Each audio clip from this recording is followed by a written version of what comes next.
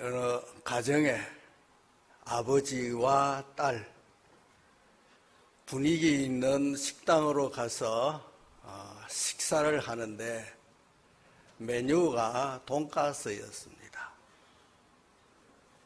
조금 후에 돈가스가 나오고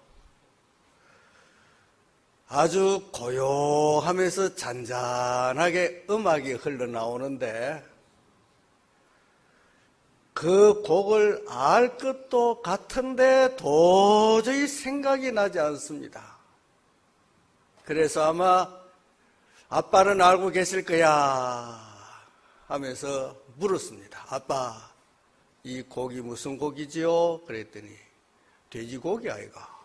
그랬더니 이 곡이 무슨 곡이냐고 물었는데 돈가스에 들어간 고기가 무슨 고기냐 묻는 줄 알고 돼지고기 아니냐. 이건 뜻이 서로 통하지 않는 것입니다. 묻는 사람과 답하는 사람이 서로 다르게 응답한 것입니다. 오늘 제가 말씀을 자꾸 드려도 엉뚱하게 받아들이면 오늘 하나님의 말씀은 듣지 못하고 가게 될 것입니다. 그래서 말씀을 잘 들으시고 이해하셔서 저런 말씀은 하나님의 말씀이니까 여러분에게 재미가 있든지 없든지 생명의 말씀이니 잘 받아서 영혼이 잘됨 같이 범사도 잘 되고 강건케 되는 역사 있기를 주님 이름으로 축원합니다. 행복하라. 하나님은 우리에게 행복하라. 그래서 우리를 세상에 보내셨습니다. 여러분 행복하십니까? 아무도 대답 안 하시는 거 보니까 행복하지 않다. 그렇게 말하기도 그렇고 행복하다 말하기도 그렇고 그저 그렇게 사는 세상 아닌가 그런 생각을 갖고 계실지 모르겠습니다. 어떻게 사는 것이 행복하냐? 무엇이 있으면 행복할 것이냐? 한때 세계적으로 아주 가장 유명했던 배우 한 사람이 있습니다. 마릴린 몬로라고 하는 여인입니다. 이 사람이 스스로 나는 아름다운 여인이다 그랬어요. 아름다우면 행복하지 않을까? 그런데 나는 또 건강하다. 건강도 있고 아름다움도 있다는 것입니다. 그리고 돈도 많다. 그래서 내 평생 이 돈을 다 쓸 수 없는 엄청난 돈을 가지고 있다. 거기다가 인기도 대단하다고 말하고 사랑도 있다고 했습니다.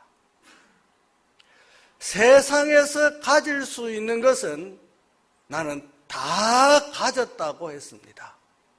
이만하면 행복하다고 말해야 되는데 이상한 것은 허무하기 짝이 없다는 것입니다.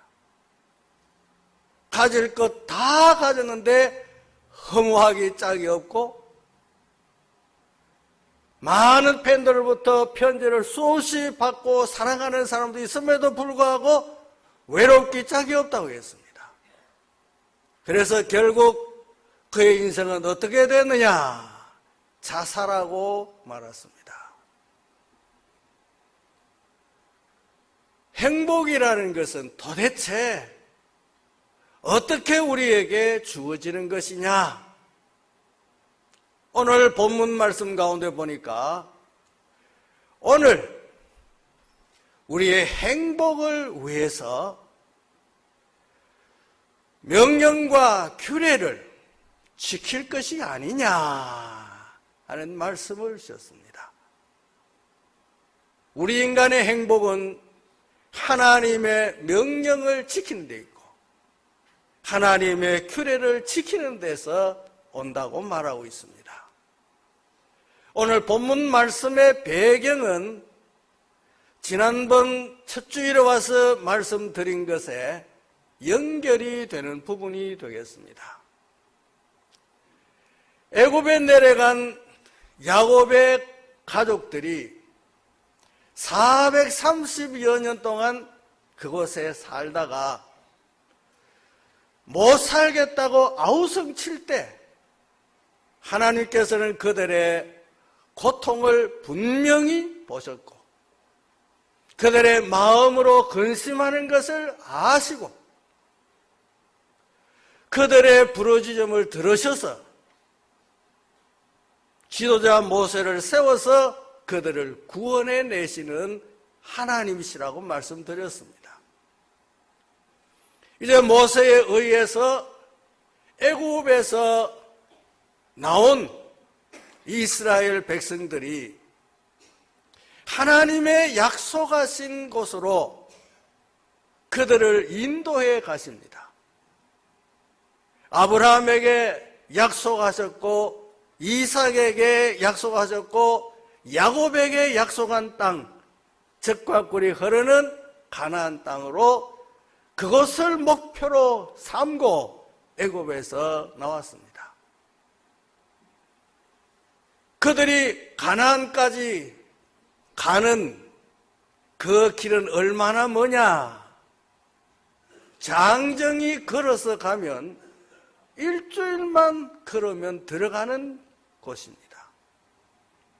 그런데 얼마나 걸렸느냐? 40년 광야에서 머물렀습니다. 일주일이면 되는데 왜 40년간 광야에서 생활하도록 하셨을까?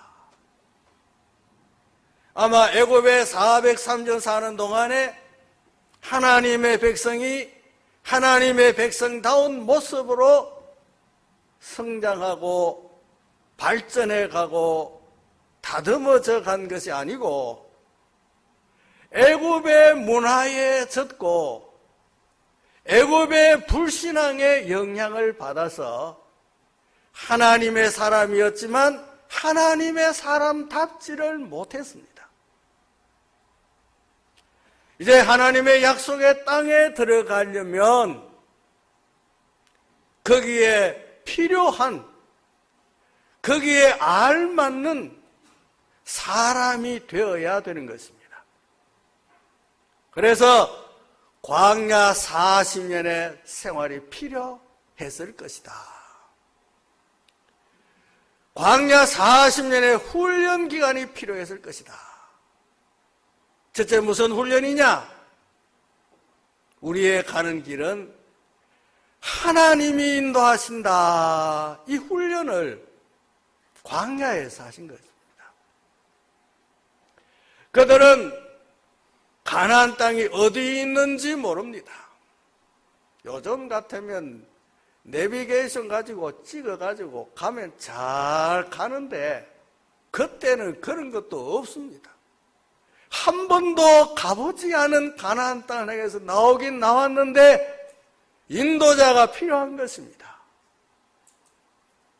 인도자 없이는 갈 수 없는 곳인데 하나님이 인도자가 되신 것입니다.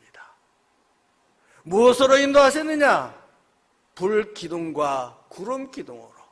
낮에는 구름기둥, 밤에는 불기둥. 이 기둥이 움직이면 그들도 움직이고 기둥이 멈추면 거기서 멈추고 한 달이든지 두 달이든지 움직이지 않으면 그곳에서 사는 것입니다. 이렇게 해서 하나님이 인도하셔야 된다. 하나님 없이는 한 발걸음도 나갈 수 없다는 것을 광야에서 훈련시켜 주신 것입니다. 여러분, 저와 여러분의 인생길도 한 번도 가보지 않았습니다. 그러나 걱정하지 않고 잘 가고 있습니다. 하나님이 우리의 인도자인 줄 믿으시기를 바랍니다. 두 번째는 먹고 사는 문제, 하나님이 해결하신다. 애굽에서 가져나온 모든 식량이라든지 옷이라든지 하는 것은 광야 생활을 얼마 하지 아니하고 다 소진되고 없었는데 농사하지 않았지만 40년간 굶지도 않았습니다. 그리고 옷도 헐벗지 않았습니다. 신발도 그대로. 어떻게 가능하냐? 하나님이 입혀주시고 하나님이 먹여주신 것입니다. 옷이 헤어지지 않도록 하나님이 지키셨고 만나를 주셔서 매 끼마다 먹게 해주셨고 때로는 별식으로 고기도 주셨던 하나님이신 것입니다. 먹을 것 없는 데서 살아남았다. 하나님이 먹여주신 것입니다. 오늘 우리의 삶도 나올 때 하나도 가지고 나온 것이 없지만 오늘까지 먹고 사는 것 하나님의 은혜라는 사실을 깨닫게 하시는 말씀인 줄 믿습니다. 세 번째는 하나님께서 어려운 때마다 문제에 부딪힐 때마다 해결해 주시는 하나님이시다. 제일 먼저 부딪힌 것이 홍해였습니다. 도저히 건널 수 없는 강이고 뒤에는 애국 군대가 추격해 오는데 하나님께서 그 바다에 길을 내셔서 하나님의 방법으로 그들을 안전하게 다 건너게 해주셨습니다. 애국 군대는 들어왔다가 다 물속에 장사되고 말하지 않습니까? 그리고 태양은 아주 장렬하게 내려비치는데 소지하고 있는 음료수가 다 떨어져서 목이 말라서 견딜 수 없어 아우성 치는데 물이 있다 해서 가봤더니 마실 수 없는 물이었습니다. 그런데 하나님께서 그 물을 마실 수 있는 물로 만들어 주신 줄 믿으시기를 바랍니다. 또 광야 생활하다가 목이 말랐는데 반석을 쳐서 물이 솟아나게 하신 분이 하나님이십니다. 훈련되지 않는 이스라엘 백성들, 노인과 어린아이들까지 대동하고 행진하는 거기에 훈련된 군사들이 가로막고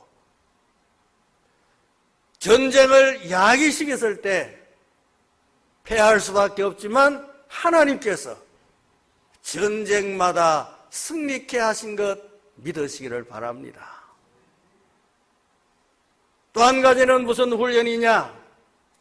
하나님의 말씀에는 순종만 있다. 만약에 하나님이 명령하신 것에 대해서 불평해서는 안 된다.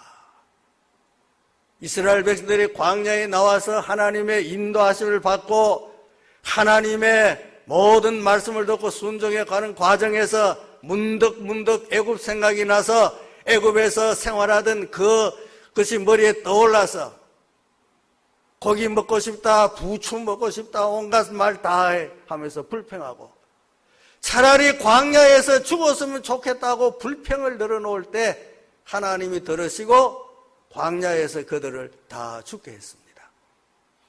두 사람만 살아남았습니다. 여호수아와 갈렙.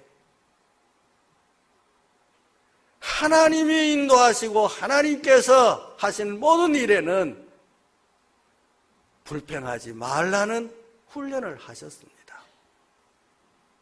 이 훈련을 이제 40년간 다 마쳐갈 즈음에 오늘 본문의 말씀이 주어졌습니다. 모세는 가나안 땅에 들어가지는 못했습니다. 멀리서 바라보기만 하고 들어가지 못하고 죽었습니다. 죽기 전에 가나안 땅을 바라보면서 40년간 훈련되어 온 이스라엘 백성들을 향하여서 이제 곧 가나안 땅에 이제 꿈이 이루어지는 단계가 바로 여기까지 왔다. 이제 강만 건너면 약속의 땅이 있다고 그곳을 바라보면서 마음속에 설레는 마음이 가득했을 것입니다.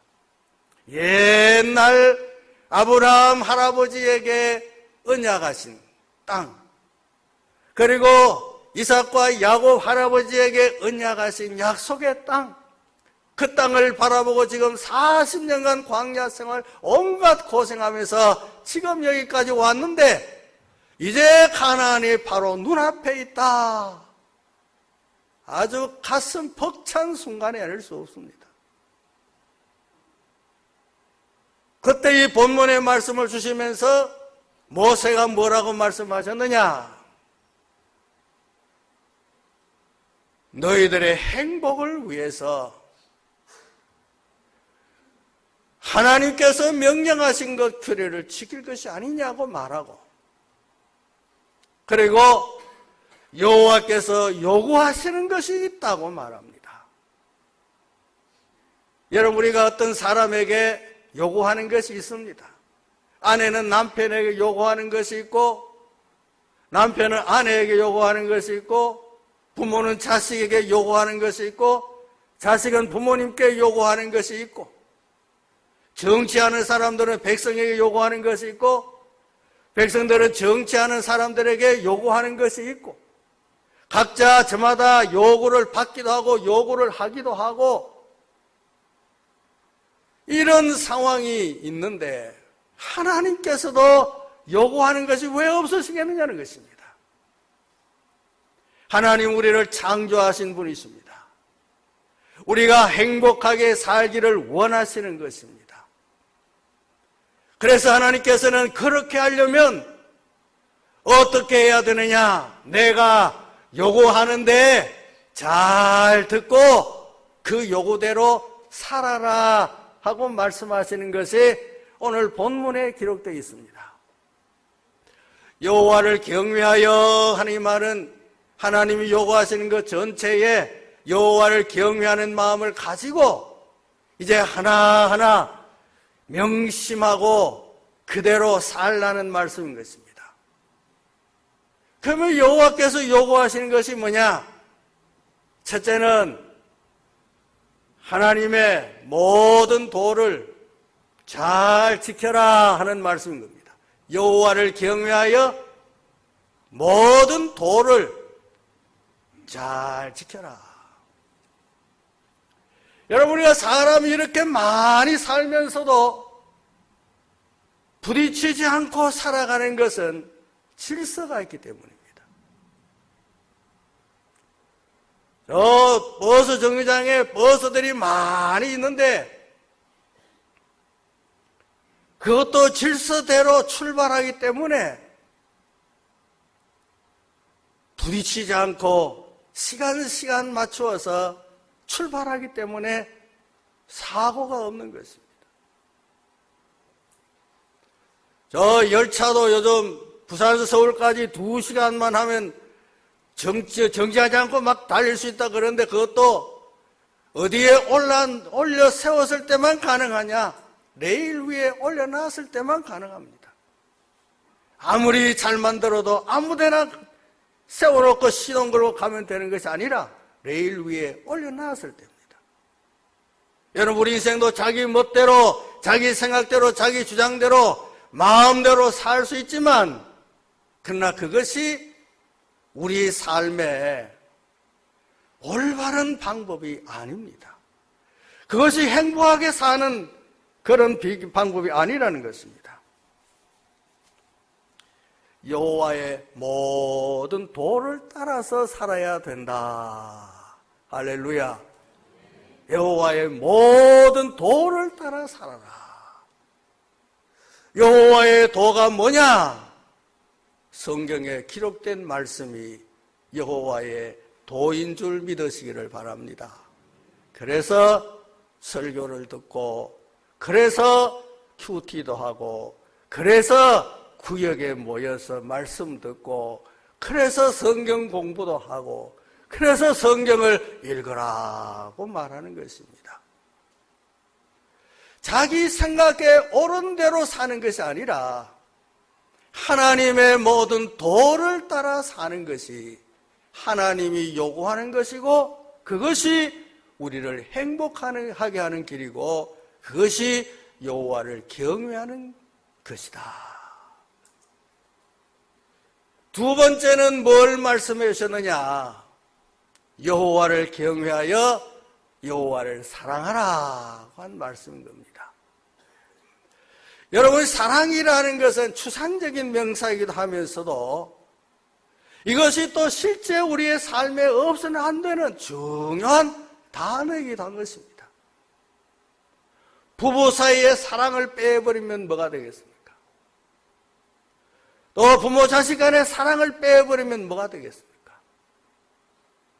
위정자와 백성 간의 사랑이 빠진다면 뭐 어떻게 되겠습니까? 하나님과 우리 사이에도 사랑이 없다면 어떻게 되겠느냐? 여러분, 이 사랑은 하나님이 먼저 우리를 사랑하신 줄 믿으시길 바랍니다. 하나님의 사랑, 어떤 사랑이냐? 독생자를 주시기까지 사랑하신 그 사랑인데, 그 하나님도 질투하시면서까지 우리의 사랑받기를 원하시는 분이 하나님이시기도 한 것입니다. 그래서 여호와를 사랑하라. 여러분, 어떻게 사랑하느냐? 구체적으로 에릭 프롬이라는 사람은 첫째, 사랑이라는 것은 관심을 갖는 것이 사랑이다. 첫째가 관심이 있어야 그게 사랑이지, 관심 없는 무슨 사랑이냐. 그래서 사랑의 반대말이 뭐라고요? 무관심이다. 그래서 첫째는 사랑은 관심이다. 두 번째는 이해하는 것이다. 이해는 뭐냐? 영어 단어 그대로 아래에 서는 것이다. 그 사람 아래에 서봐야 그 사람을 이해할 수 있습니다. 그 사람 위에서 아래로 내려다보고는 사랑할 수 없고 이해할 수 없습니다. 그 사람 아래에 서볼 때 그 사람을 이해할 수 있다. 사랑이란 무엇이냐? 이해하는 것이 사랑이다. 세 번째는 사랑이라는 것은 책임지는 것이 사랑이다. 부모가 자식을 사랑한다. 자식에 대한 책임이 있어요. 또 교사가 학생들을 사랑한다. 학생들에 대한 책임이 있어요.